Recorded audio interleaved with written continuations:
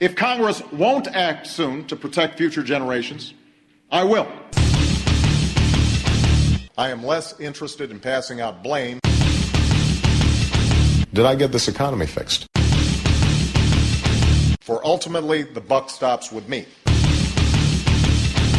No more illegal wiretapping of American citizens. No more national security letters to spy on citizens who are not suspected of a crime. No more tracking citizens who do nothing more than protest. No more ignoring the law when it is inconvenient.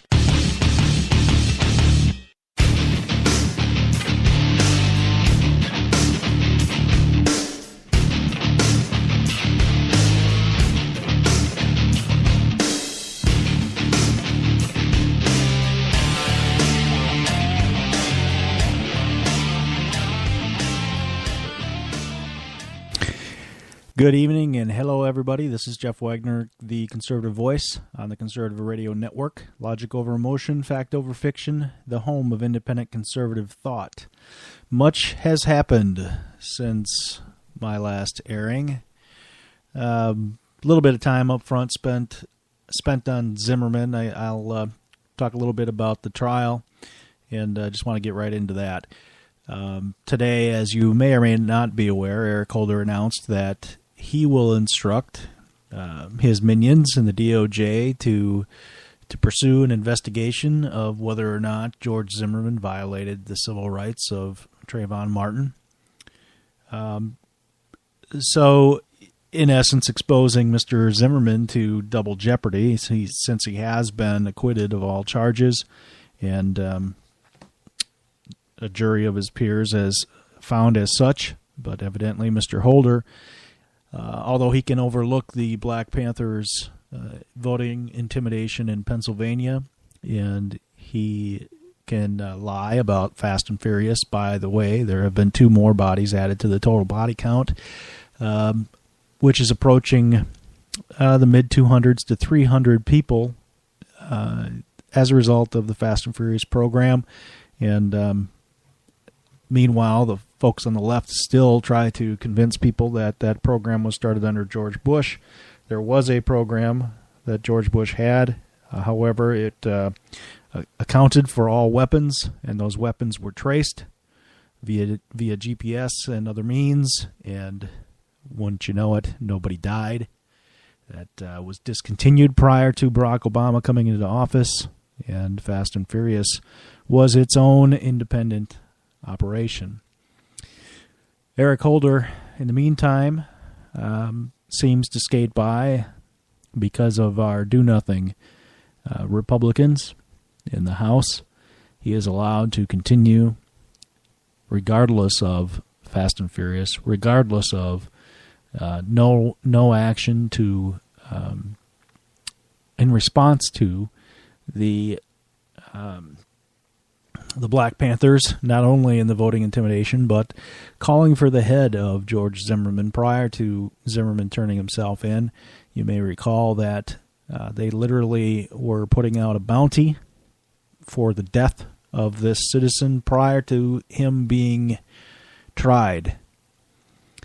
And now we find out that not only was that the case, but Holder sent a group of individuals, a special unit, dealing with the civil rights, a unit that was founded in the 60s to deal with the civil rights movement then, and at that time to try to foster peace and keep the movement nonviolent.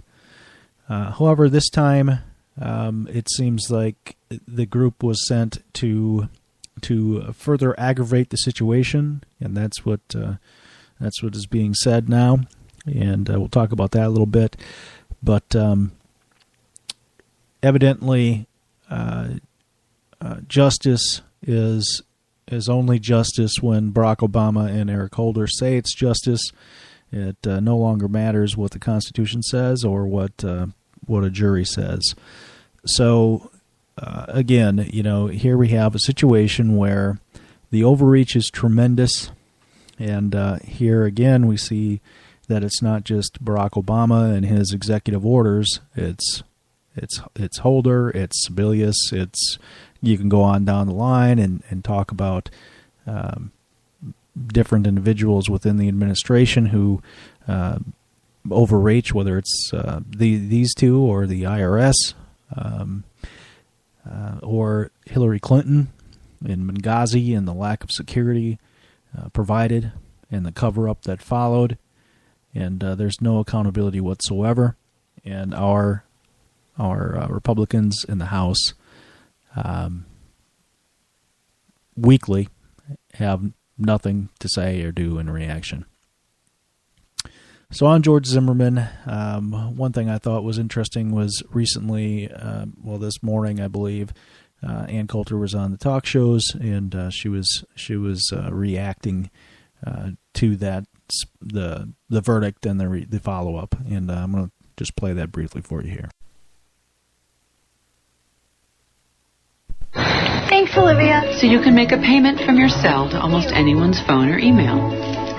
Bonsoir, Mama et Papa. So you can express your gratitude in the moment. Chase Quick Pay so you can.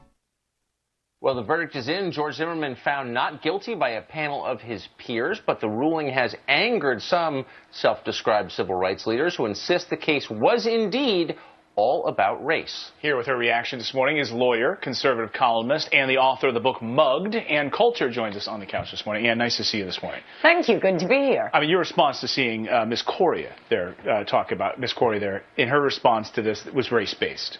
Like the much of the commentary I've seen on the case, it had absolutely nothing to do with the evidence presented at trial. We're still hearing about the hoodie. There is no evidence that race had anything to do with this. And by the way, it is not a crime for a private individual to engage in any kind of profiling. It is not against the law for an individual to follow another individual. Yet and still, there was no evidence for that. There was no evidence that the hoodie had anything to do with it, and we're still hearing about the hoodie. Where were you when you heard the verdict read last night, and what was your response? I was at a restaurant. We all knew it was coming with a bunch of my friends. We listened to it live on our iPhones, and I tweeted out hallelujah, because this was a media-led mob, and an innocent man almost went to prison for 30 years because of, Al Sharpton, stirring up hatred and creating a narrative for which there was never any evidence, and after this long trial, there is still never any evidence. What George Zimmerman said happened.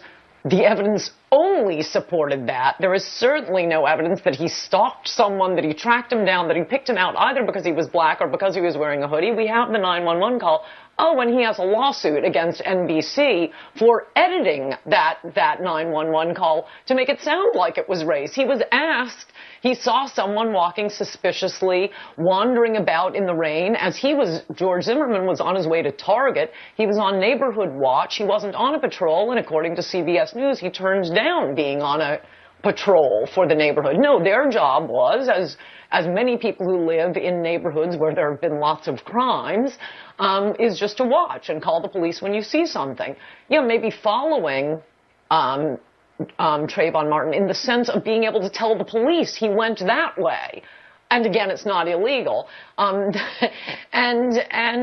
that's what he was doing, and he was jumped. And the evidence is he was jumped, he was hit first, Trayvon was on top of him, and yet we still keep hearing, who's to say he just tracked this young child down and gunned him down. There is no evidence for that. This case never should have been brought. It is purely political for the media to continue their narrative of all of America as Mississippi burning. They want to keep us divided by race, ginned up by race, and it's a relief that someone who was innocent did not have to be the sacrificial lamb for this media narrative about America as being run by the Klan. But are you surprised by how little has changed? I mean, you're describing something that's gone on my entire life. It's been 60 years since the civil rights movement began, and yet you'd never know that in the press. But I thought the election of Barack Obama, even if I wasn't for it, but I thought, at least we're moving past this one stage in American history into something new and better in race relations. And it turns out That's not true. No, in fact, I mean, this is exactly what my last book is about, Mugged, Racial Demagoguery from the 70s to Obama. And the thesis of my book is, as I go through cases much like this, mostly in New York City, you know, famous for being that big Jim Crow state. There was never any segregation in New York, and yet every few months in New York, in a case often led by Al Sharpton, often a cop would be accused of basically what George Zimmerman was accused of, and a big hoo-ha and headlines, and the Klan's on the New York City police force. And then the facts would eventually come out, and you'd find out, oh no, the black kid was mugging the cop. I think it ended, and this is the thesis of my book, right after the O.J. verdict. At that moment, when a mostly black jury, 100% Democrat, by the way, found a spectacularly guilty black celebrity not guilty of murder, white America just said, that's it, we are shutting down the white guilt bank. And we had peace for a decade. You will notice you didn't have cases like this for about 10 years after O.J. For the first time, the prosecutor, Steve Pagonis, who was falsely accused of raping Tawana Brawley, it was about a decade after he brought his defamation suit against Sharpton and the rest of them. It wasn't until the O.J. verdict that he got his day in court and he got paid. Obama brought it all back because the liberal media needs this Mississippi burning narrative in order to promote the black president with his liberal policies, which is what they care about. But at least it isn't brought fully back because George Zimmerman was found not guilty. I mean, I think that the facts of this case, obviously when the facts came out, it got much more complicated. But at first blush, let's remember that for 46 days before he was arrested, all we knew was that an unarmed black teenager with Skittles had been shot by a wannabe cop. I maintain that had the police department released the photos of George Zimmerman's bloodied face and bloodied head, we wouldn't even have gotten to that point. But they didn't until after he was arrested. Yes, but you wouldn't have had. I mean, the reason we thought that was because the media was lying to us by doctoring photos of George Zimmerman. By doctoring... Were they doctoring photos? Yeah. Or that we just didn't have those photos yet? No, I think that's the accusation. Which photos? There's a lawsuit. Document. I mean, were doctored. Of, back of his head. Of his head, yeah. Making it look like he had no injuries. And they doctored the 911 tape. And the audio tape. Where the 911 operator is asking him, what race is he?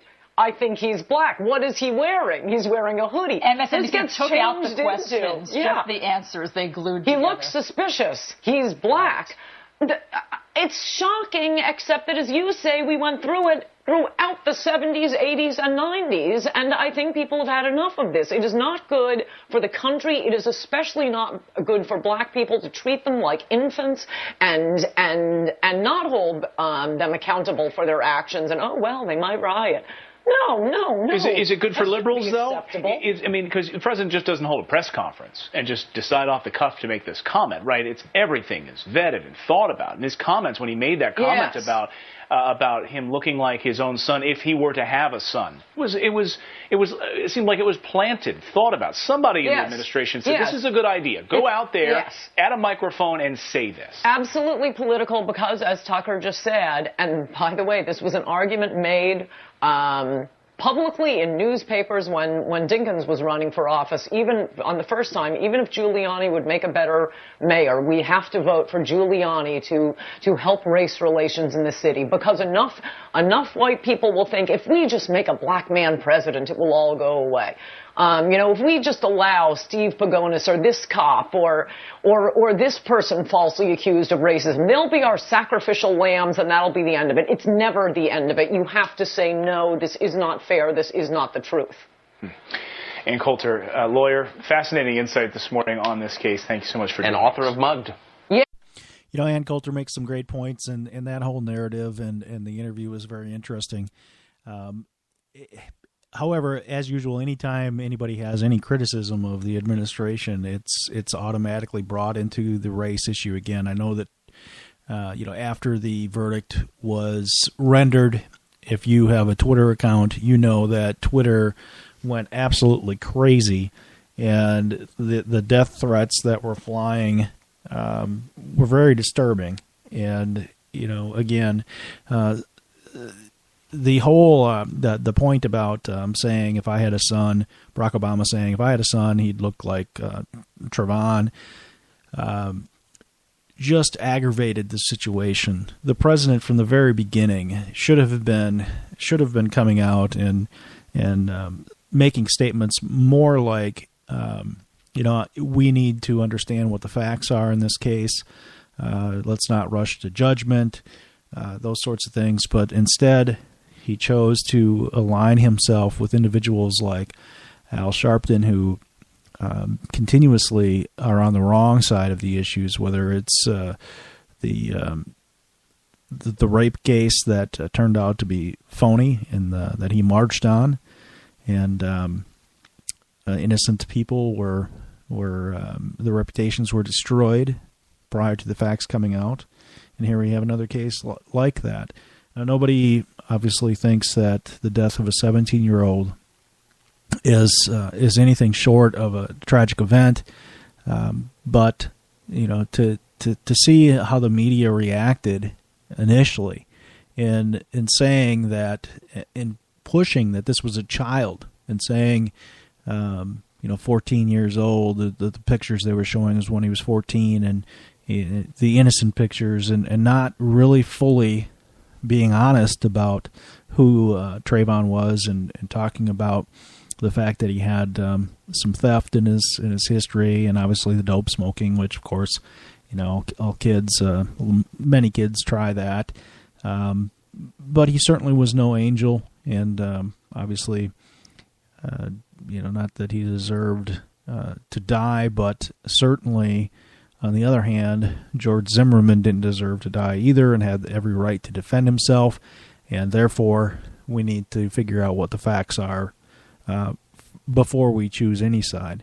And that should have been the president's message. It obviously was not. That's no surprise. The man can't even say that Fort Hood was a terrorist attack. The sad and sickening part of that is that while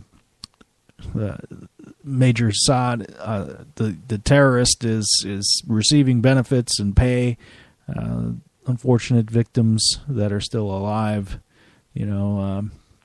they're not getting the same consideration because it's classified as a workplace violence incident. So Barack Obama and his administration have a history of really pushing not only the race card, but also in tearing down the fabric of American culture when it comes to Christianity as well. And for those examples, I think that his defense of Islam, every time somebody says something, whether it's not building the mosque in New York, or trying the terrorists in New York, or Gitmo, which he's reneged on his promise, he's quick to defend Islam, and yet when he first came into office, many people probably don't recall that he eliminated the prayer breakfast, yet he did not do so when he was celebrating the Muslim holidays, and still celebrated them in the White House, even though he would not hold the prayer breakfast. And he probably wishes he didn't hold the last one, given what happened there, but that's a whole nother topic. So George Zimmerman, you got to feel for this guy. I don't know what happened. I think that he could have done things differently, and this could have been avoided. But I do think he had a right to defend himself, and I do think that when a witness says that he was getting pummeled, that none of us have been in that situation, or were in that situation at that particular time. I'm sure many have been in that type of situation, but anyway, we don't know what was going through his head and what kind of fear level existed at that time. Now, he's got the Black Panther Party fermenting hate. He's got, people looking for his head, literally. These people in this country who are doing this respond much like the terrorists respond when someone draws a cartoon of Muhammad, or someone threatens to burn the Quran. There really is no distinguishable difference, and Barack Obama is really letting the nation down. And I think we are truly seeing the type of change that he really wants, and that much of this is purposeful. And I go back to Glenn Beck when he was first exposing this, talking about Alinsky and talking about how Obama surrounded himself with Marxists and proving that he had, and these Marxists were admitted Marxist, and people calling Beck crazy and talking about, how Obama wants to bring down the country as we know it. And he really has done so in leaps and bounds, now going into, or coming close to the end of his 5th year, I guess. So I think Beck was right. I think, what we're seeing is evidence. If you put all these things together, I think it's clear. I think most people agree. However, most people feel helpless. And there's an interesting article that I'm going to get to right after this break and go into that a little bit more. Hey, BK, what's the think tank all about? Oh, we're going to be talking about news and current events and politics. And, our main goal is to also make it funny. Funny? Yeah, funny, yeah. As a matter of fact, if you haven't pissed your pants by the end of the show, we haven't done our job. The Think Tank, Thursday nights at 9 p.m. Central Time on Spreaker.com. It's no longer a conspiracy theory. It's a conspiracy fact. The TSA is out on the streets. The FBI is spying on you. And you are in the crosshairs of the New World Order. Come listen to The Views Expressed with your host, Reverend Wayne S. Pierce. Monday through Friday, 4 p.m. Pacific, 7 p.m. Eastern. Right here on Spreaker.com. I, Barack Hussein Obama, do solemnly swear that I will faithfully execute the office of President of the United States and will, to the best of my ability, preserve, protect, and defend the Constitution of the United States. So help you God. So help me God. Ah, damn politicians. My mother always told me this country would be screwed if the liberals had their way. The only sanity I get is when I listen to Jeff Wagner on the Conservative Voice, only on the Conservative Radio Network. Hypocrite, where will you run to now? Hypocrite, you will get hurt somehow. Hypocrite, I know that time will tell on you.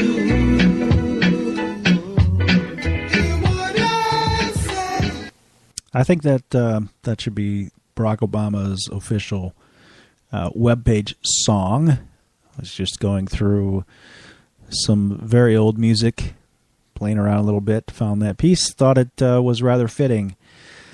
So you are on Spreaker.com. This is the Conservative Radio Network, the Conservative Voice. I'm Jeff Wagner, and I'm glad you're listening, whether you're listening live or you're listening in some future twilight date.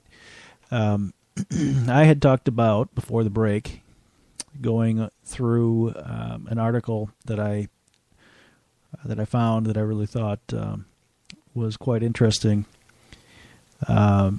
Basically, talking about the end of America as we know it, and I'll just read a little bit of this. This is from Michael Oberndorf, and this is called America, Requiem and Passe, or Rest in Peace. And I got this from Western Center for Journalism. Basically, he talks about this more than likely being his last article, and he says, "This is probably the last column I'm going to write for a long time. For nearly 2 decades, I, along with many others, have been writing about the threats faced by America, both internal and external. We may as well have been talking to ourselves for all the good it's done." I don't know if that's the case, Michael. I think that obviously he's frustrated, as a lot of us are, and I think most people just don't know what to do. But he goes on, the latest criminal act acts by Barack Hussein Obama's racist Attorney General, Eric Holder, epitomize the depth of depravity that our powerful government officials have descended to. It has come out that Holder secretly sent operatives to Florida to stir up racial hatred in the Trayvon Martin incident. Following instructions approved by Holder and therefore Obama, by extension, they put together mobs disguised as rallies and ginned up racial hatred against whites, which, of course, has been the hallmark of Holder's and Obama's Justice Department.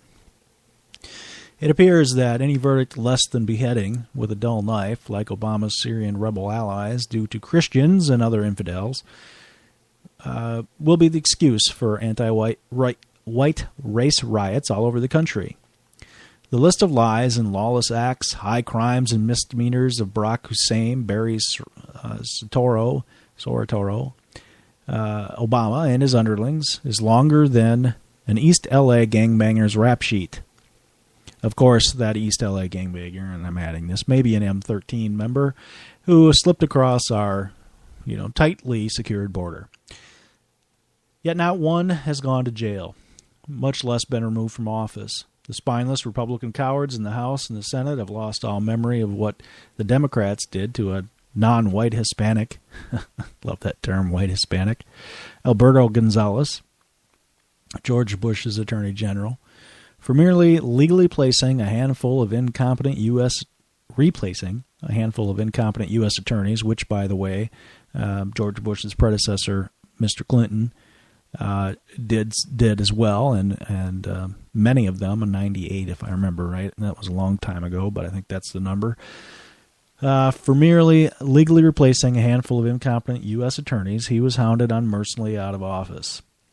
Holder has committed crimes, which he definitely has, that should have him in federal prison for the rest of his life. Nothing, zip, zero, goose egg, nada, has been done to hold him responsible. In 5 short years, our treasury has been looted to the tune of some $7 trillion. The Congress nearly totally corrupted on both sides of the aisle. The rule of law and the Constitution trashed, the economy brought to the brink of collapse, the Middle East nearly destroyed, and the military severely weakened, with the death toll in Iraq and Afghanistan continually rising. And by the way, if you compare the stats between Barack Obama and George Bush, the number of deaths in Afghanistan in particular is alarmingly high under Obama's reign, but you do not hear about the war on the news like you did when George Bush was president. At the same time, the country's been illegally involved in 2 more wars. Russia and China have been turned from potential to real adversaries, and the few allies we have are left justifiably hesitant to get involved in our overseas insanity. I'd also add that we'd, not in the article, but I'd add that we've also alienated some of our allies in taking out the missile defense system in Poland. And, the comment that just floors me is the comment that I'll have more flexibility after this next election. It's my last election. Putin's obvious disdain at the last meeting that's been in the press between the two of them for Obama. We have gone back in relations with Russia back to the late 70s, oddly enough, which I guess when you think about it, with Carter in office and now Obama in office, it kind of makes sense. So here we are, and administering the final knife to the heart of America, Congress is in the process of allowing some 20 million or more criminal invaders, including terrorists and murdering drug dealers from all over the third world, but mostly from Mexico, to become new Democrat voters, eligible for benefits paid for by the few of us left to work and still pay taxes. So many good points in this article. I have this posted on my Facebook page. Recommend that you check it out. Again, the Facebook is the CRN, and that's also our email address, by the way, the _CRN@hotmail.com. And you can check out our website as well, conservativeradionetwork.org. And would appreciate any comments or suggestions you have. Also have a Skype, and you can basically call into the show if you'd like by looking up the CRN. That's the Skype name, and we can chat a little bit, or you can add your 2 cents to what I'm saying. Appreciate that as well. So, going through and thinking about why America has just not held this gentleman to be accountable, in Obama in particular. I was thinking about this tonight, and I was thinking, people who understand what I'm saying right now and agree with what I'm saying right now, they're realists because they look at facts, and I've said this many times before. Conservatives tend to be people who are fact-based, who think, use logic and argue with facts. And I won't say liberals, but progressives in particular argue with emotion. And it doesn't seem like it's gotten to the point yet where the progressives, the liberals in particular, have lost enough in the game to be able to admit just what this president has not done and basically what he's lied about. Which I guess doesn't surprise me in a way, but I would think that it's gotten to the point now where more people should be on board with at the very least admitting that this is the worst president we've ever had in our history, and at most and probably at best, impeaching this guy. Now, I actually wrote to all my representatives and encouraged them to begin impeachment proceedings, and yes, I know it begins in the House. The Senate is hopeless, but at the very least, we need to send a message. Now, my response I'm in Wisconsin, so Tammy Baldwin is very, very, very progressive. And she responded to me, tried to give me a lesson in the Constitution and talk about high crimes and misdemeanors, and the president hasn't done any such thing. And it was a very condescending tone, and I just kind of, I don't know, I didn't really laugh, but I kind of thought, what a pathetic individual she is. Here's a president who outed SEAL Team 6 for his own gain, who lied about Benghazi for his own gain, who has the Fast and Furious scandal, the IRS scandal, on top of everything else, and she insinuates and defends him and says that, it's not impeachable. Then you look at Richard Nixon and you look at the IRS scandal, and right away the liberals and progressives will come out and say, well, Richard Nixon was not impeached. First of all, he resigned, but he was being they were going after impeachment. And the articles of impeachment for Richard Nixon did, in fact, include abuse of the IRS, abuse of power.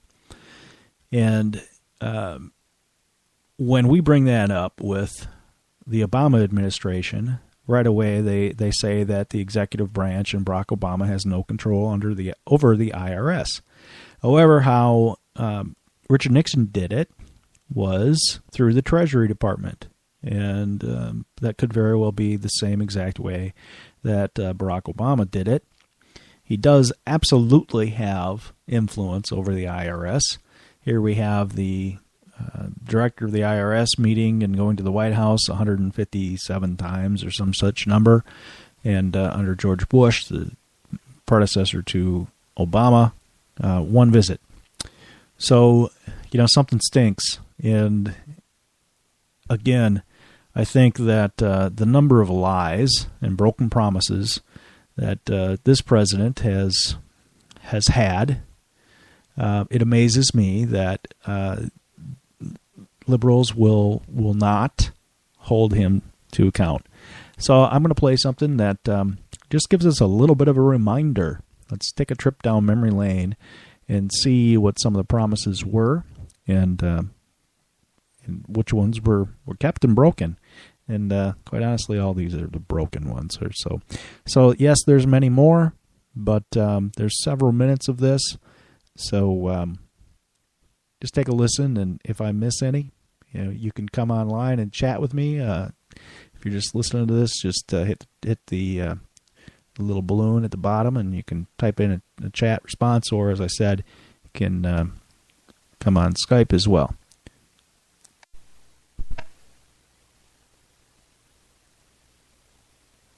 We are 5 days away from fundamentally transforming the United States of America. I'll make our government open and transparent so that anyone can ensure that our business is the people's business. And as president, I'm going to make it impossible for congressmen or lobbyists to slip pork barrel projects or corporate welfare into laws when no one's looking. Because when I'm president, meetings where laws are written will be more open to the public, no more secrecy. That's a commitment I make to you as president. When there's a bill that ends up on my desk as president, you, the public, will have 5 days to look online and find out what's in it before I sign it. When there are meetings between lobbyists and a government agency, we'll put as many of those meetings as possible online for every American to watch. When there's a tax bill being debated in Congress, you will know the names of the corporations that would benefit and how much money they would get. And we will put every corporate tax break and every pork barrel project online for every American to see. You will know who asked for them, and you can decide whether your representative is actually representing you. And not negotiating behind closed doors, but bringing all parties together and broadcasting those negotiations on C-SPAN so that the American people can see what the choices are. Because part of what we have to do is enlist the American people in this process. These negotiations will be on C-SPAN. And so the public will be part of the conversation and will see the choices that are being made. We will work on this process publicly, streaming over the net. I'm in this race to tell the lobbyists in Washington that their days of setting the agenda are over. They will not work in my White House. It's when lobbyists set the agenda, and that's why they won't drown out your voices anymore when I am president of the United States of America. Having inherited a $1 trillion deficit that will take a long time for us to close, we need to focus on what we need to move the economy forward, not on what's nice to have. And that's why on Monday I held a fiscal summit to come up with a plan to put us on a more sustainable path. And that is why, as we develop a full budget that will come out this spring, we're going to go through our books page by page, line by line, to eliminate waste and inefficiency. We have already identified $2 trillion in deficit reductions that will help us cut our deficit in half by the end of my first term. The process whereby Guantanamo will be closed no later than 1 year from now. So let me be absolutely clear. If you are a family making less than $250,000 a year, you will not see your taxes go up. I am not an ideologue. I'm not. Pay for what we spend by the middle of the decade. If you like your doctor, you will be able to keep your doctor. Period. If you've got health insurance, you like your doctor, you like your plan, you can keep your doctor, you can keep your plan. no matter what you've heard, if you like your doctor or health care plan, you can keep it. For the first time in more than a decade, imports accounted for less than half of what we consumed. Job growth was the weakest of any economic expansion between 2001 and 2008 since World War II. I don't want to run auto companies. I don't want to run banks. I think we can get a lot of work done fast. When I met with the governors, all of them have projects that are shovel-ready. Shovel-ready was not as shovel-ready as we expected. I would convene a continuous advisory meeting with not just Democrats but Republicans, specifically on national security issues, because there is a long tradition that our differences in foreign policy should end at the water's edge. But I do want to make this point, and I think it's important. On the one hand, the majority has to be inclusive. Mark my words. It will not be 6 months before the world tests Barack Obama like they did John Kennedy. I'm going to spend some money on the key issues that we've got to work on. You may have seen your health care premiums go up. We've got to reform health care to help you and your budget. We are going to have to deal with energy because we can't keep on borrowing from the Chinese and sending money to Saudi Arabia. And what I've proposed, you'll hear Senator McCain say, well, he's proposing a whole bunch of new spending, but actually I am cutting more than I'm spending, so that it will be a net spending cut. The key is whether or not we've got priorities that are working for you as opposed to those who've been dictating policy in Washington lately, and that's mostly lobbyists and special interests. We've got to put an end to that. My administration has a job to do as well. And that job is to get this economy back on its feet. I love these folks who helped get us in this mess and then suddenly say, well, this is Obama's economy. That's fine. Give it to me. When I arrived in the White House, I had a $1.3 trillion deficit wrapped in a bow waiting for me. I'm bringing this up not to relitigate the past. I just don't want to relive the past. You know, it was hard enough. It's been hard enough trying to rescue this economy the first time. I don't want to have to do it a second time.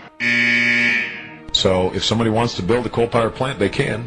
It's just that it will bankrupt them because they're going to be charged a huge sum for all that greenhouse gas that's being emitted. The long-term deficit and debt that we have accumulated is unsustainable.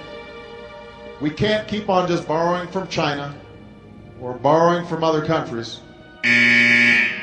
Businesses will be less likely to invest and open shop in a country that seems unwilling or unable to balance its books. And if our creditors start worrying that we may be unable to pay back our debts, that could drive up interest rates for everybody who borrows money, making it harder for businesses to expand and hire or families to take out a mortgage. While we must add to our deficits in the short term to provide immediate relief to families and get our economy moving, it is only by restoring fiscal discipline over the long run that we can produce sustained growth and shared prosperity. And that is precisely the purpose of the budget I'm submitting to Congress today. In keeping with my commitment to make our government more open and transparent, this budget is an honest accounting of where we are and where we intend to go. Just as a family has to make hard choices about where to spend and where to save, so do we, as a government. I've got two daughters, 9 years old and 6 years old. I'm going to teach them, first of all, about values and morals. But if they make a mistake, I don't want them punished with a baby. So I've been a little amused over the last couple of days where people have been having these rallies about taxes. You would think they would be saying thank you. Start a new program? Go ahead. But you've got to cut another one to pay for it. That's how we'll make sure we're spending your money wisely. And our efforts to prevent a second depression have added another $1 trillion to our national debt. That, too, is a fact. I am a believer in knowing what you're doing when you apply for a job. And I think that if I were to seriously consider running on a national ticket, I would essentially have to start now before having served a day in the Senate. Now, there's some people who might be comfortable doing that, but I'm not one of those people. Let me just be clear here. Despite what some have claimed, the cost of the Recovery Act is only a very small part of our current budget imbalance. The last thing I will say, though, let me say this about healthcare and the healthcare debate, because I think it also bears on a whole lot of other issues. If you look at the package that we've presented, and there's some stray cats and dogs that got in there that we were eliminating. We were in the process of eliminating. For example, we said from the start that it was going to be important for us to be consistent in saying to people, if you want to keep the health insurance you got, you can keep it. That you're not going to have anybody getting in between you and your doctor in your decision making. And I think that some of the provisions that got snuck in might have violated that pledge. And so we're in the process of scrubbing this and making sure that it's tight. Of the 3.5 million jobs that will be created and saved over the next 2 years as a result of this recovery plan, 400,000 will be jobs rebuilding our crumbling roads, bridges, and schools, repairing our faulty levees and dams, connecting nearly every American to broadband, and upgrading the buses and trains that commuters take every day. The question is, how are we going to make sure that people are getting back to work? Jobs must be our number one focus in 2010. As president, that's my commitment to you, to do everything I can to make sure our economy is growing, creating jobs, and strengthening our middle class. Not a day goes by that I'm not focused on your jobs. I'll continue also to fight for what the American people care most about: new jobs, higher wages, and faster economic growth. We are 5 days away from fundamentally transforming the United States of America. That was 65 lies by President Obama. And that, as you could tell, was from a lot of them from his campaign in 2008 and his first term. It's funny how so much seems to be piling on that people forget where we've come from with this guy. There are many, many, many more than 65, obviously.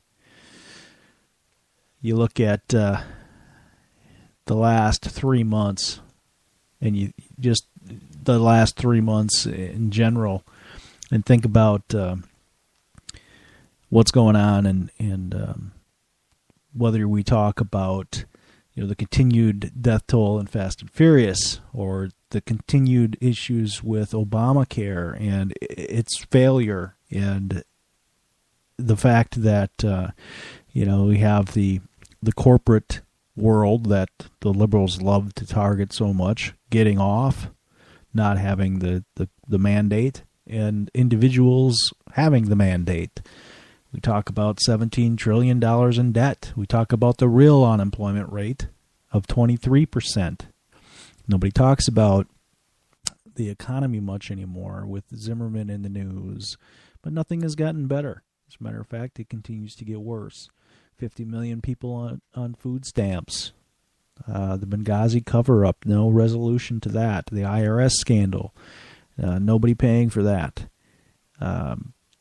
the green energy scandals and his announcement that he's going to invest more money in energy. In other words, I'm going to pay off my buddies. The man has signed well over 900 executive orders. Nobody is saying anything about that. He rules like he thinks he's a king. He's a dictator. The fact he's supporting the Muslim Brotherhood. The fact that when Mubarak was in, he actively wanted them out. When it came to Morsi, he didn't have anything to say, except, yes, we're going to continue to send you weapons.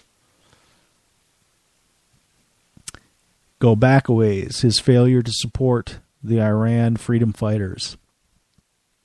He didn't think it was his place. Yet, when it comes to Libya, and again, Al-Qaeda-linked groups, he's there to support them. Way back, the apology tour. I loved how he went to Berlin the first time, and he had 200,000, almost 300,000 people. And when he went this time, he had under 5,000. That says a lot. Maybe the Europeans are smarter than us after all.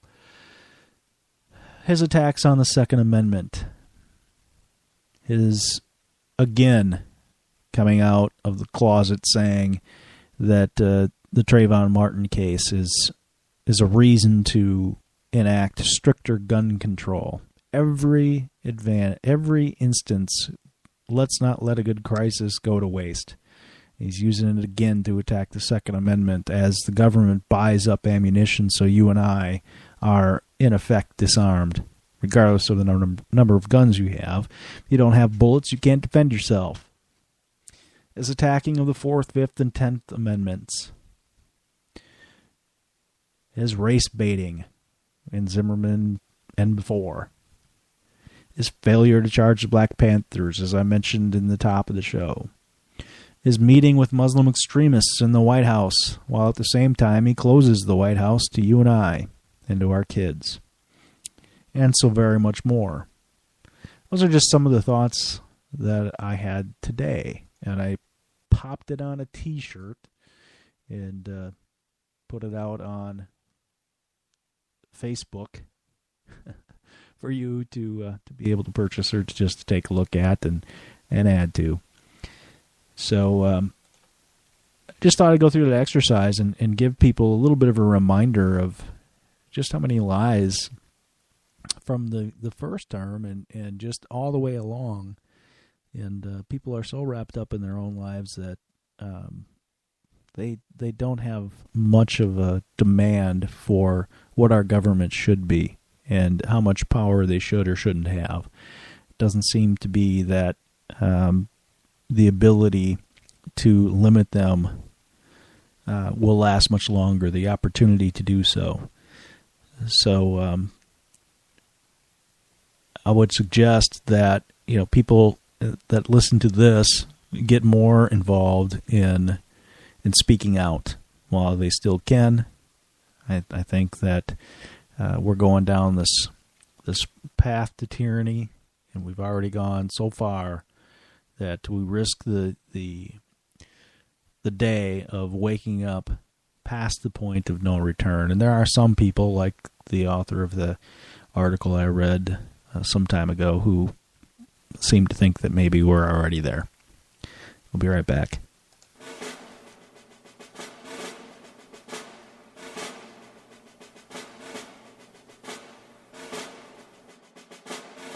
In this time of political power grabs, endless bureaucracy, the creation of czars, the trampling of your constitutional rights, turn to the Ronald Boyd Show for clear, intelligent, and concise conservative opinion. Only on Spreaker.com.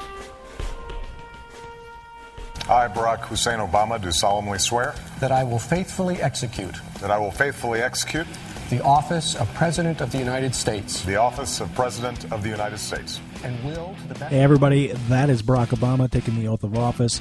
This is Jeff Wagner of the Conservative Voice on the Conservative Radio Network on Spreaker.com. If you think that oath of office should sound something more like this. I, Barack Hussein Obama, do solemnly swear that I will faithfully execute the Constitution of the United States. Then join me on the Conservative Voice, the Conservative Radio Network, Spreaker.com.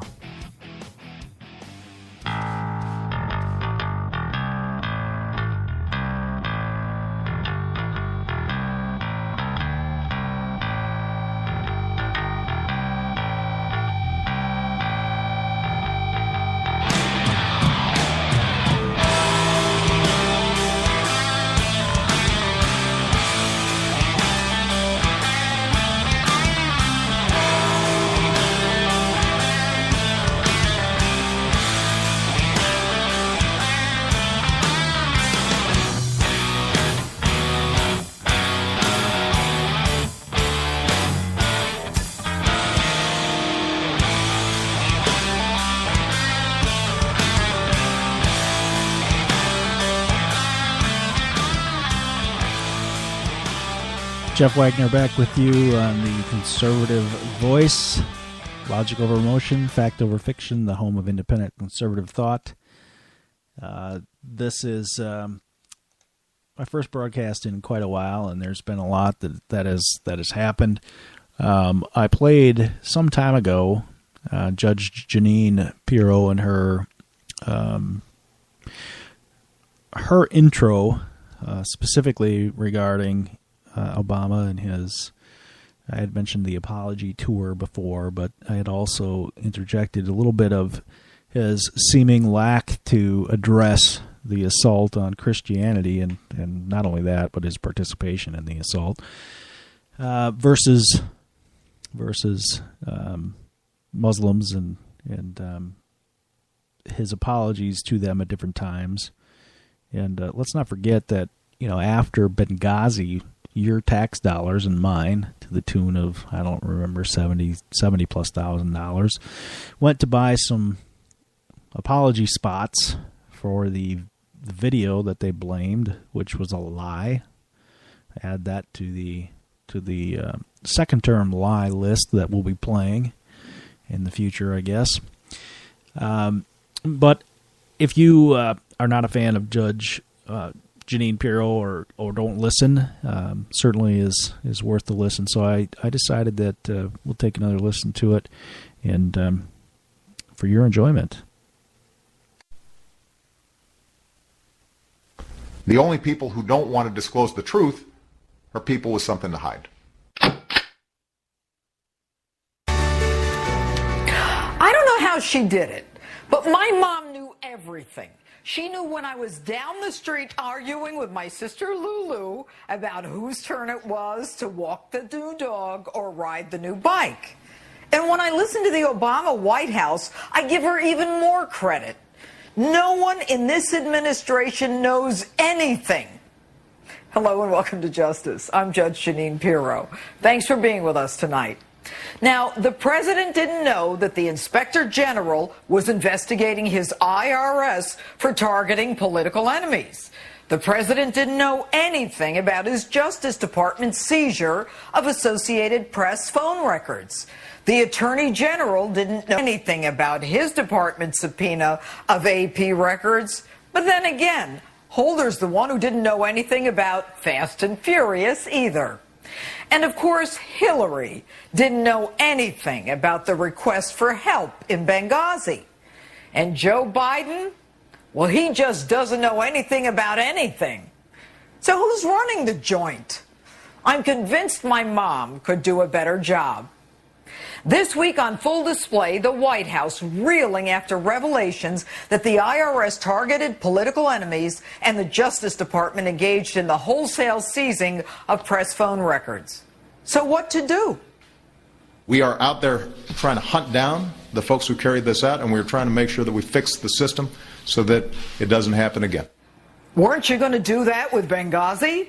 Not only did you not get the facts there, the truth is that you lied about the facts, didn't you?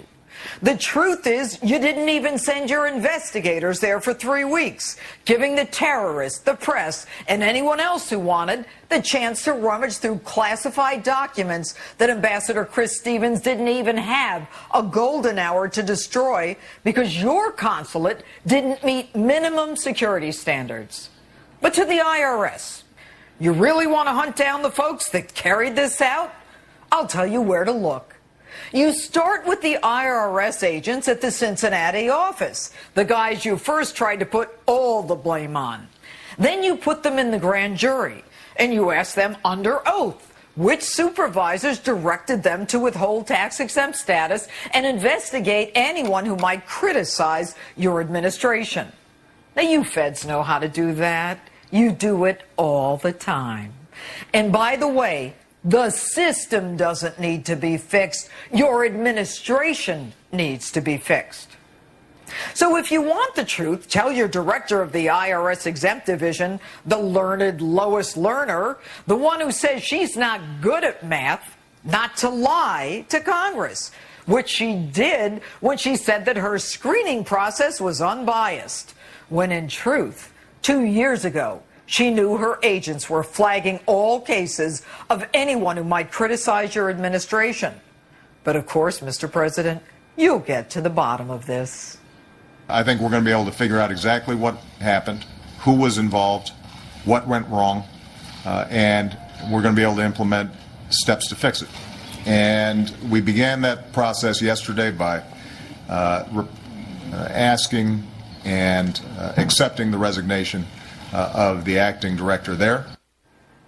So now you tell the acting director of the IRS, Stephen Miller, that he has to go. With all due respect, Mr. President, mindless Miller wasn't even there when all this happened. And he was leaving in a couple of weeks anyway. You think we're stupid? So you fire the acting commissioner, who wasn't even there when the wrongdoing occurred. But you give Sarah Ingram, the tax-exempt commissioner who was there, implementing this abuse of power, a plum assignment in charge of the tax agency that oversees the Obamacare office. And you want her to do what? You want her to oversee my health care? You want my health and my life in her hands? You who look at me through political filters? You who want to know what books I read, what candidates I support, and whether I might someday run for office? You and your IRS and Obamacare henchmen, or in the case of Benghazi, a lack thereof. You and your IRS Obamacare henchmen decide if I get that mastectomy, or if I get the prosthesis for that limb that got blown off because you can't listen to another country that goes out of its way to give us a tip about the Boston bomber, not once, but twice, about 2 terrorist dirtbags who you're housing, educating, and funding, who want to kill us? And who get to do it because your FBI and your ICE agents can't for the life of them figure out how to identify and stop someone from coming back into our country after spending 6 months in the country from which they supposedly sought political refuge. But, oh, I forgot. What difference at this point does it make? Well, maybe I'm just spending too much time on Benghazi. But then you engage in a massive, unprecedented intrusion of phone records of journalists, editors' offices, home phones, cell phones. This is serious stuff, Mr. President. We are not North Korea. This is not Iran. A little primer here. If law enforcement wants press records, you notify the press, you negotiate with the press, and you give them a chance to challenge in court, unless there's a substantial threat to the investigation. Now, you were in negotiations with the AP. They agreed to embargo or hold back your story. You know, there are always 2 reasons for things: the given reason and the real reason. Mr. President, you were in the middle of a very tight presidential race, and you planned a press conference to beat that drum about how you dashed yet another terrorist plot. And when the very people you asked to embargo the story heard you were about to do the same story, they scooped you first, and they did it first. Time to maybe get even and target the press? U.S. national security is dependent on those folks being able to operate with confidence that folks back home have their backs. So they're not just left out there high and dry. And I don't think the American people would expect me as Commander-in-Chief not to be concerned about information that might compromise their missions or might get them killed. Gee, too bad you didn't use that same reasoning in Benghazi when you had a chance but still left American soldiers high and dry. How can you say that you didn't notify anyone because it was a threat to national security when you were about to disclose the very same information? Might you have done it in a more self-serving way? And now your AG, in over his head holder, is the one who personally has to sign off on this kind of subpoena. But he says he knows nothing about it because he recused himself. Really? Where's the recusal letter? Where's the recusal memo? Where's the phone call? Okay, so we know you've already lied about that one stylistic change on Benghazi. And by the way, it was nice of you to do an email dump on a Friday afternoon in the midst of two other burgeoning scandals. And I've read those emails. Why were they classified in the first place? There's nothing confidential in them. Unless, of course, confidential to you means it makes you look bad. And even Petraeus, who may be a philanderer, was honest enough to say, frankly, I just assume not use this. Translation, not lie. Interesting how word of his affair comes to light right after that. Sounds like a classic Obama-Chicago squeeze plan. Excuse my pun. But maybe I'm spending too much time on Benghazi.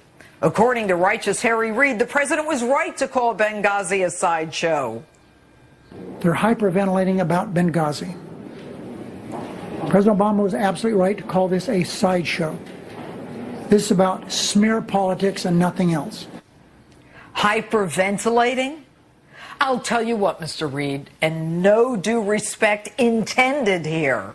There were only two people hyperventilating in Benghazi. They're the ones painted by Al-Qaeda-linked lasers. Two men on a roof who disobeyed your order to stand down, waited hours for help that never came because you wouldn't give the cross-border authority order. And instead you fired up Air Force One for your Las Vegas fundraiser and went to bed. So don't give me your holier-than-thou rhetoric and your arrogant, condescending hogwash that you're going to get rid of all the wrongdoers or throw us a few crumbs like grainy pictures of terrorists 8 months after the Benghazi attack, or give me, I'm going to fix it, riff. And do us all a favor, explain a few things. Why is it that you apologize to Muslims and you lie to Americans?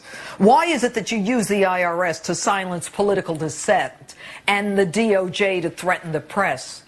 Why is it that you mobilize the IRS to go after political enemies, but you can't mobilize troops to save American lives in Benghazi? Greg Hicks said it best. The man who fought to get help for Americans, who put his own life on the line in Benghazi, the one that you demoted to a desk job. I was stunned. My jaw dropped. And I was embarrassed. You can't continue to embarrass us anymore. The American people want the truth. The American people can handle the truth. And we don't need your Jack Nicholson moment. You want answers? I think I'm entitled. You want answers? I want the truth! You can't handle the truth! We have the right to know it. We have the right to expect it. In fact, we have the right to demand it. I'm still convinced my mom could do a better job. As I am as well. The answer to those questions, however, is Barack Obama is doing exactly what he intended to do. Barack Obama is fundamentally changing this nation. Barack Obama is following the dreams of his father, dreams from his father. His heroes have always been radical Marxists and socialists. He talks of, in his own book, about surrounding himself with those types of individuals. Breitbart was going to expose him. We know that at least part of that exposure dealt with video of Barack Obama attending conferences on socialism, spouting in the streets in support of the ideals of socialism, which he is demonstrating this very day. Barack Obama needs to be impeached. There is no ifs, ands, or buts about it.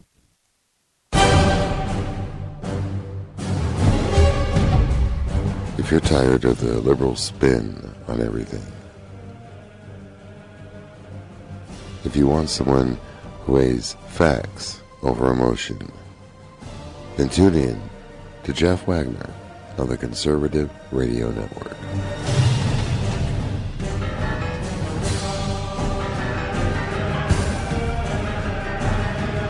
Don't let liberals rule your life. Don't live by a double standard. Tune into the Conservative Radio Network with Jeff Wagner on Spreaker.com. But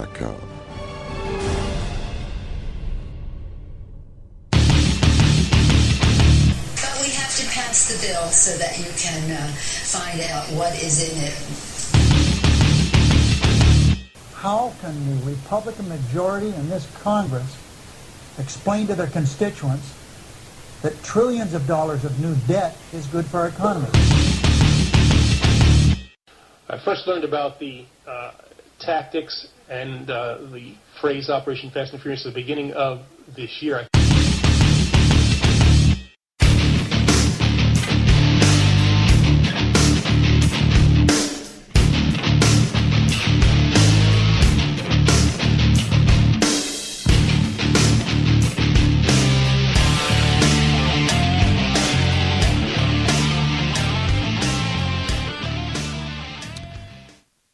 Jeff Wagner back with you on the Conservative Voice, the Conservative Radio Network. Logic over emotion, fact over fiction, the home of independent conservative thought. That's our motto, if you will. One of the individuals that I've been following now for a little bit, and I have this fascination with crime shows. I watch, the Cold Case Files, all the forensic shows, those sorts of things. Probably seen all of them. I think I've drained everything on Netflix as well and watched that. But one of the individuals that, if you are familiar with those types of shows as well, that you will have seen is Trey Gowdy, who now, of course, is tearing apart liberals and Democrats in hearings on a television channel near you. One of the things that I wanted to play was this Fifth Amendment issue, this Fifth Amendment hearing, where Gowdy goes after Lois Lerner and talking about the IRS scandal. You'll notice that shortly after it came to be known that the IRS was targeting conservative groups, and they purposely tried to slip it under the radar before they were going to get outed. You notice that liberals had proclaimed that they were also targeted, later to be shown to be absolutely false and not followed up on by the lamestream media. But to this date, there has been no true account, no one held to account, and the American people, again, it just seems like there's one thing after another to the point where the American people are getting used to it and not demanding action. Trey Gowdy is not one of those individuals, and not many of our people in either the House or the Senate are worth much, but there are a few, and he's certainly one of them. So I'd like to just play this exchange quickly. Uncovered at a second hearing. So what facts do we have at our disposal? Mr. Chairman, I have identified 9 separate specific assertions made by Lois Lerner on May the 22nd. And that was after she asserted her right against privilege. 9 separate factual assertions, including, Mr. Chairman, I have done nothing wrong. I have broken no laws. I have provided no false information to Congress. I have violated no IRS rules. I have violated no IRS regulations. And then, Mr. Chairman, she authenticated a document. All of this, Mr. Chairman, after she invoked her right to remain silent. 9 separate factual assertions and the authenticating of a document after, with the advice of counsel, I hasten to add, with the advice of counsel sitting right behind her, she testified to 9 separate factual assertions and then authenticated a document. So, Mr. Chairman, the case law to me is clear. That is not the way the Fifth Amendment works. You don't get to tell your side of the story and then avoid the very process that we have in this system for eliciting the truth, which is cross-examination. Why do we have a confrontation clause? To my colleagues on the other side of the aisle, why do we have a confrontation clause? Because cross-examination is the best technique, the best tactic for eliciting the truth. And every witness has to sit on the stand, and they have to weigh and balance. What are the benefits of saying nothing, which is my right? Or what are the benefits of getting my side of the story out? That's what you have to balance. Saying nothing versus telling your side of the story. But, Mr. Chairman, there is no contemplation in the Constitution that you tell your side of the story and you're never cross-examined. And the Supreme Court agrees with us. Mr. Chairman, these are just 2 quotes from the Supreme Court. A witness may not testify voluntarily about a subject and then invoke the privilege against self-incrimination when questioned about the details. Similarly, in Brown versus United States, a witness waives the privilege by voluntarily giving exculpatory testimony. A denial of activities that might provide a basis for prosecution constitutes a waiver of that privilege. Yes, she has a Fifth Amendment right to remain silent. She sat there and could have said nothing. We had a witness this week who did that. We had a witness this week who said nothing. She didn't. She made 9 separate factual assertions, and then she authenticated a document. If that is not waiver, if that is not express waiver, then surely it's implied waiver, and if it's not implied waiver, what is? If giving your side of it, 9 separate facts, and Mr. Chairman, I have to add this. Because aside from certain factual assertions, this witness volunteered, and this is important, she testified that she has done, quote, nothing wrong. I know my friends on the other side of the aisle will conclude that is an amazingly broad statement. It's tantamount to a double negative. I've done nothing wrong. So let's flip it around. What she's really saying is I have done everything right. To say I've done nothing wrong is to really say I have done everything right. So, Mr. Chairman, what possibly could be a broader assertion of fact than to say I have done everything right? I want to say this in conclusion because my time is almost up. I have had private conversations with colleagues on the other side of the aisle whose opinion I respect very much. And I'm not going to disclose those private conversations other than to say I benefit from their counsel. There's some very, very good attorneys on the other side of the aisle, as there are on this side of the aisle. The way I view this, Mr. Chairman, is this is Congress asserting its constitutional obligation to provide oversight. Yes, she has a constitutional right to remain silent, and she could have invoked it, but she did not.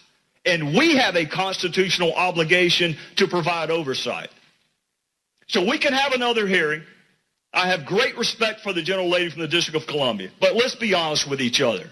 There's not going to be one more fact that's part of this record. Not one. We're going to bring a law professor to say that she waived. You're going to bring a law professor to say that she did not, and we'll be right back where we are today. All the facts that we're going to have are here right now. 9 separate factual assertions. If that is invoking your right to remain silent, then there's no such thing as waiver. No such thing. That's Representative Gowdy from South Carolina. As you can tell, if you haven't heard him before, he makes a lot of sense. He's got a lot of experience. He goes for the throat. He does so very effectively. Yet, again, as I said leading into that, what has been done? Have you heard of anybody being held to account? We have a select number of individuals that are doing or attempting to do the right thing, while the rhinos and the liberals pull the status quo line and continue to flush the country down the toilet. Now you have to ask yourself, with the facts as they are, why do liberals and progressives not see the light and not understand that these things are wrong and people need to be held to account? Let's look at another instance, and I'm going to stick with Gowdy. This is specifically in regards to Eric Holder, and this is another exchange, as I said, with Gowdy. But you have to ask yourself when you're listening to these. I mean, not only is he accurate, absolutely accurate legally, but we have admissions of wrongdoing, and nothing is being done. So this one again, this is on Eric Holder, and I'll play this one as well for you. This is again Representative Gowdy. Hope to settle the facts with the witnesses. No offense intended to any of the four of you, but you are not the witnesses I wanted to settle these facts with. I wanted to ask the Department of Justice, but they're not here, so this is going to be a challenge. So I'll see if I can work my way through it. South Carolina passed a voter ID law in 2011, May of 2011. And in 2011, 1/3 of South Carolina's congressional delegation was African American. I may be mistaken. I suspect that South Carolina's percentage of African American members of Congress may have been the highest in the country in 2011. And as we now know, 1 of 2 African American United States senators is from South Carolina, in the person of my friend Tim Scott. In addition, South Carolina's governor is of Indian descent. Further to same, South Carolina's voter ID law was similar, if not less restrictive, than those DOJ had pre-cleared in New Hampshire, Virginia, and Georgia. And moreover, South Carolina's plan was similar, if not less restrictive, to plans approved outside of DOJ pre-clearance in states like Tennessee, Kansas, Indiana, which incidentally was affirmed by the United States Supreme Court, Idaho, South Dakota, and Michigan. And just to be clear, South Carolina's voter ID law allowed for the casting of provisional ballots where the voter did not have one of the forms of accepted identification. Now, that's withstanding the fact that South Carolina's new voter ID law made it easier to obtain one of those forms of identification, allowed for the casting of provisional ballots. So, Professor, in your testimony, you had mentioned the significance of having career prosecutors to make these decisions. Did I understand your testimony correctly? Yes, absolutely. Would you be interested to know whether or not the leadership of the Department of Justice ignored the opinion of these career prosecutors whose opinion you value so highly? What I would want to know... I want to know whether or not I want you to answer my question before you answer the one you want to answer. Okay? Answer my question. And it is this. Would you be interested in knowing whether or not leadership in the Department of Justice ignored the advice of career DOJ attorneys? Of course, but ignoring and disagreeing are not the same thing. I don't know what happened in that case. Exactly, and we don't either. You know why? Because they won't tell us. They have ignored Senator Graham's So I'm asking you, will you join Senator Graham and me in asking the Department of Justice whether or not they ignored advice from career attorneys to pre-clear South Carolina's plan? Will you join us today? No, I think the deliberative process within the department is incredibly important. You can't get candid... Is that a yes? Will you join us today? No, Congressman. If you can't get candid views from career staff, if they know... Are you interested in whether or not those candid views were ignored? As a citizen, I would be interested whether they were ignored, but ignored... As a citizen, how about as a law professor? Yeah. Would you be interested in whether or not sound legal advice was ignored for political expediency? Would you be interested in that? Sure, but I think the proof in the pudding in this case is precisely in the opinion of the district court, which I referred to. Oh, I've read the opinion. And by the way, who won? And by the way, it was who won? A decision, by the way. South Carolina won. By the way. And here's the difference. I'm going to reclaim my time. Here's the difference. There was a 1.6% difference in African Americans who had accepted acceptable photo IDs, and white South Carolinians. 1.6% difference.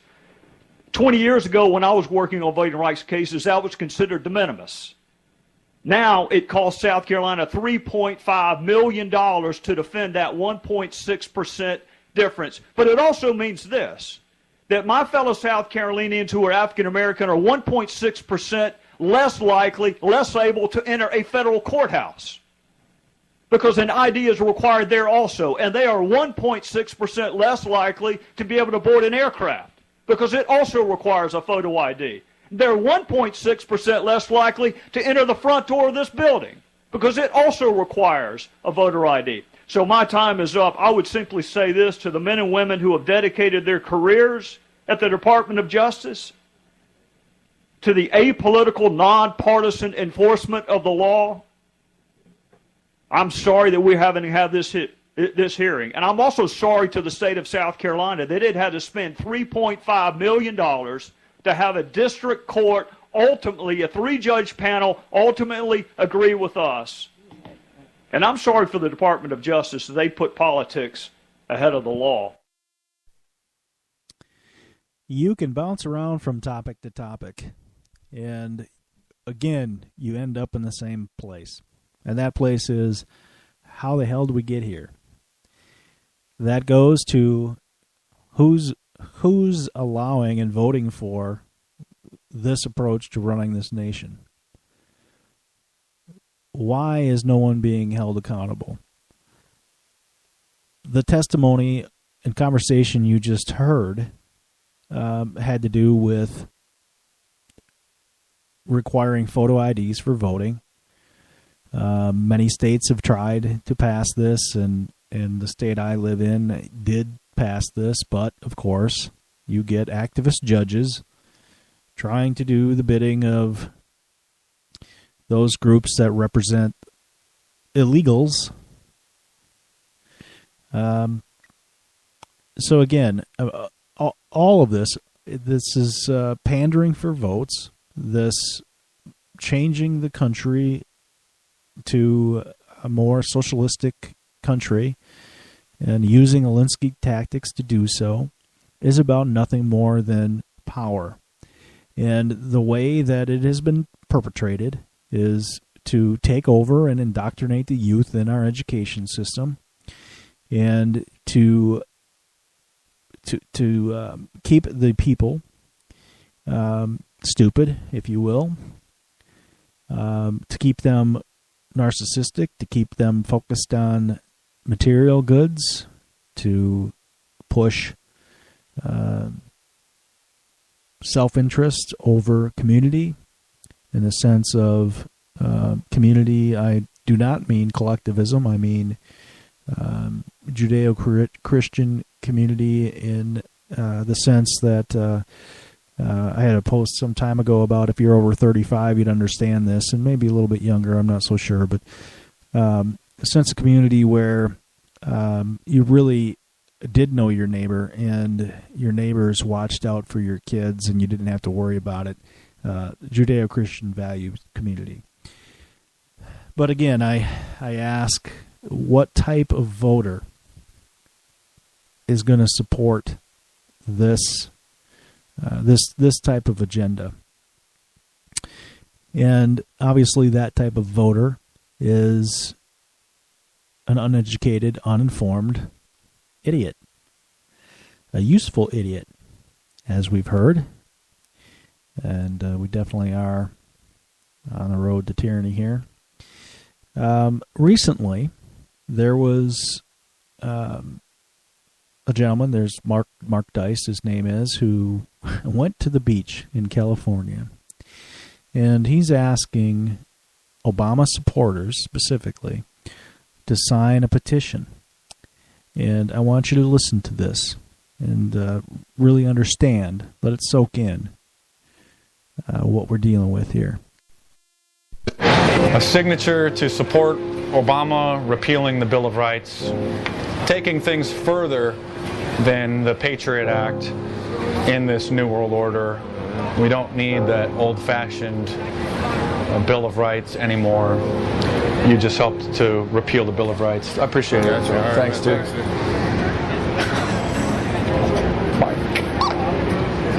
Did you get that? What the heck?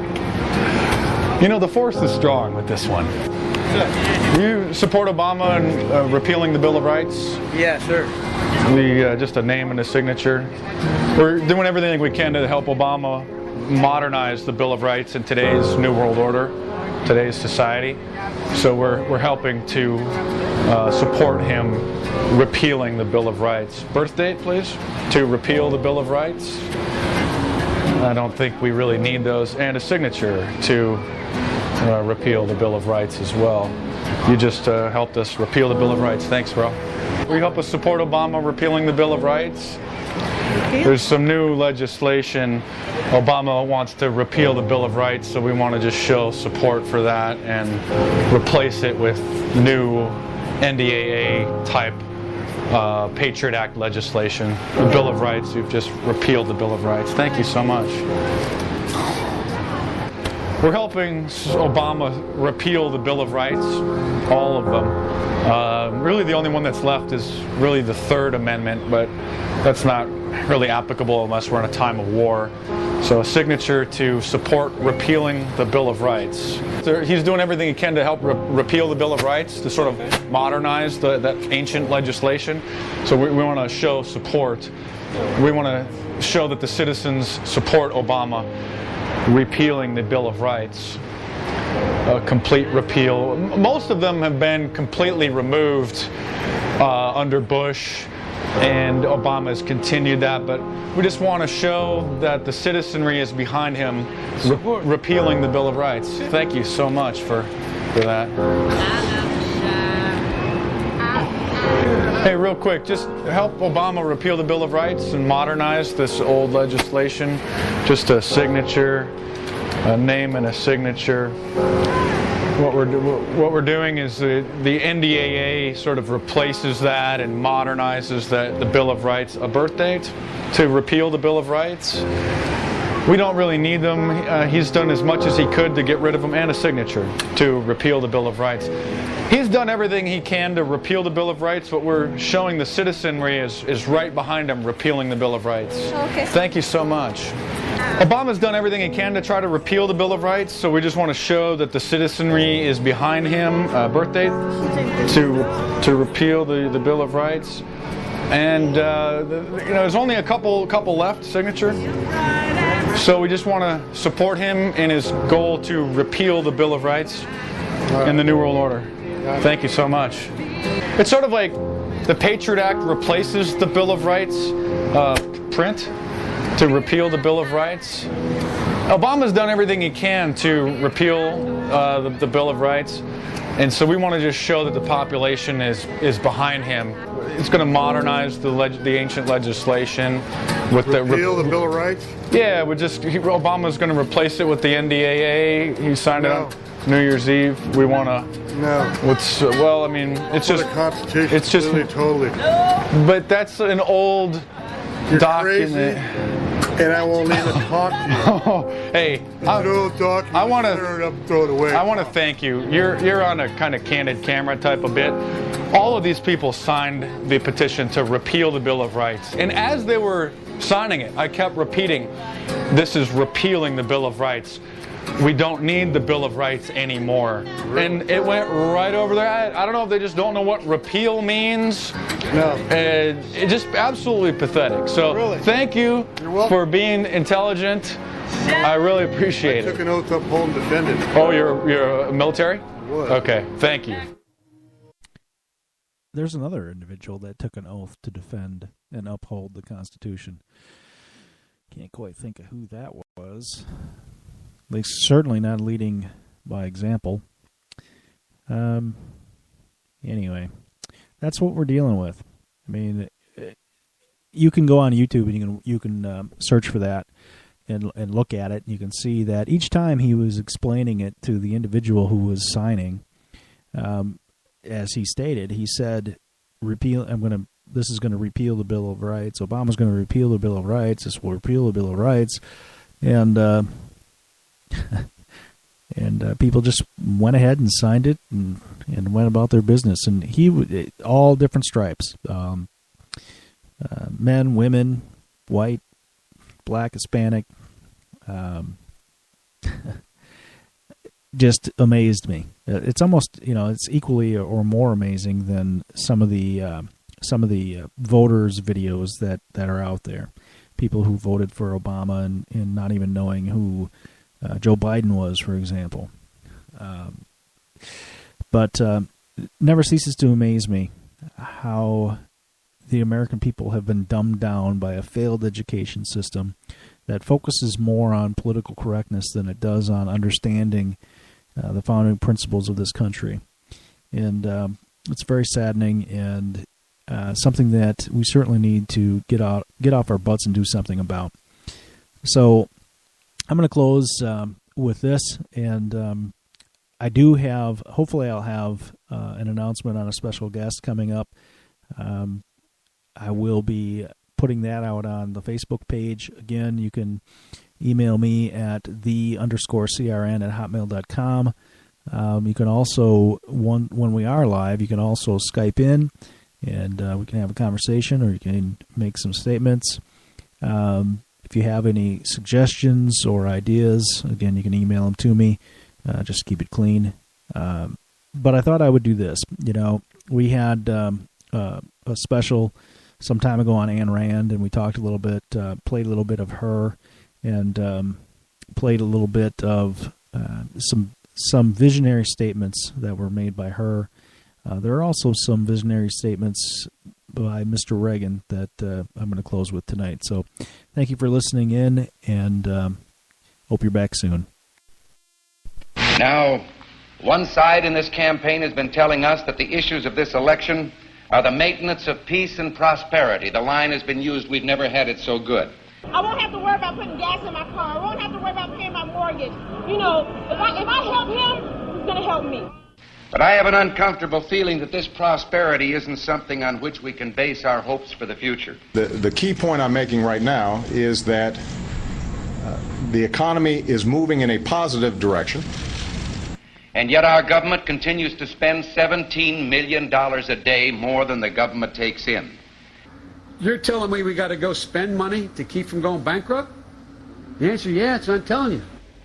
We've raised our debt limit 3 times in the last 12 months. And now our national debt is 1.5 times bigger than all the combined debts of all the nations of the world. We're going to raise the debt limit. We always have. We will do it again. We have $15 billion in gold in our treasury. We don't own an ounce. I have been informed that the majority plans to block consideration of this amendment, which is number 1367, regarding the transparency at the Federal Reserve. Foreign dollar claims are $27.3 billion. It said that China has now surpassed Japan as the U.S. government's largest creditor, owning at least 10% of all U.S. debt, perhaps as much as $700 billion. And we've just had announced that the dollar of 1939 will now purchase 45 cents. in its total value. President Obama is expected to face tough questions over the U.S. decision to pump $600 billion freshly printed dollars into its economy. Now, the move is an attempt to revive the country's finances, but will result in the devaluation of the dollar. We're at war with the most dangerous enemy that has ever faced mankind in his long climb from the swamp to the stars. We've got to give them a stake in creating the kind of world order that I think all of us would like to see. And it's been said if we lose that war, and in so doing lose this way of freedom of ours, you'll construct a legal regime to make indefinite detention legal. History will record with the greatest astonishment that those who had the most to lose did the least to prevent its happening.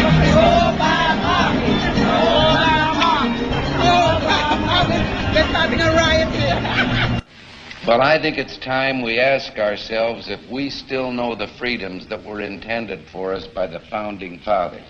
For some trips, it'll be faster than flying, without the pat down. Anna was picked to go through. Pretty much everybody except the baby was picked to go through the scanner. If we lose freedom here, there's no place to escape to. This is the last stand on earth. Damn America, that's in the Bible. Whether we believe in our capacity for self-government or whether we abandon the American Revolution and confess that a little intellectual elite in a far distant capital can plan our lives for us better than we can plan them ourselves. I've got a core set of values that I think have to be advanced, and that my individual salvation depends on our collective salvation. You and I are told increasingly we have to choose between a left or right. Well, I'd like to suggest there is no such thing as a left or right. There's only an up or down. We had an election, and it was about a direction for our country. And regardless of their sincerity, their humanitarian motives, those who would trade our freedom for security have embarked on this downward course. In this vote harvesting time, they use terms like the Great Society, or, as we were told a few days ago by the President, we must accept a greater government activity in the affairs of the people. E pluribus unum, out of many, one. In the end, that's what this election is about. Well, the trouble with our liberal friends is not that they're ignorant. It's just that they know so much that isn't so. Over the course of 10 years, it would cost what it would cost us. All right, okay, we're going to. It would cost us about the same as it would cost